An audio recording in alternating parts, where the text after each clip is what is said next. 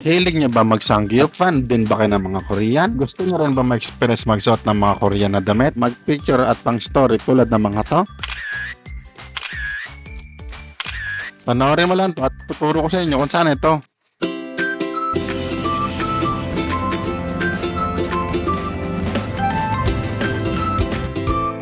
Ayun no, another day, another gala at kainan na naman for today's video. Kaya samahan nyo kami, let's go! At ngayong araw ay 2 hours tayong babiyahe para lang mapuntahan yung kakainan namin ni Commander. At medyo malayo-layo nga ito, kaya naman pinaghandaan talaga namin ito. At saan man yan, kaya naman kalayo yan, basta kainan, pupuntahan namin yan ni Commander. At pangalang best pa nga lang namin kakain dito, kaya kahit malayo yan, dadayuhin namin yan. Noong unang kain kasi namin dito, grabe na ang pagod namin, galing kami sa malayong lugar, kaya naman hindi namin na-enjoy. Kaya babawi naman kami ngayon, yari sila sa amin ngayon nito.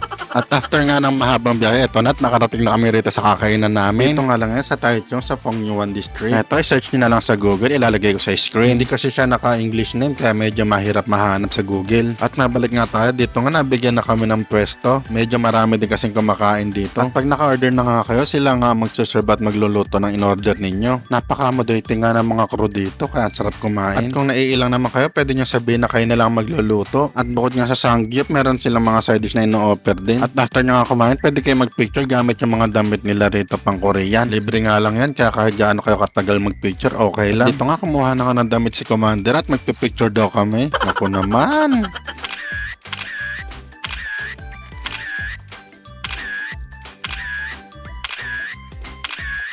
O, diba? Maganda rin siyang pang story at pang my day. Kaya ano pa hinihintay niya? Punta na. O, sa paano? Hanggang sa susunod na video na lang ulit. Bye-bye!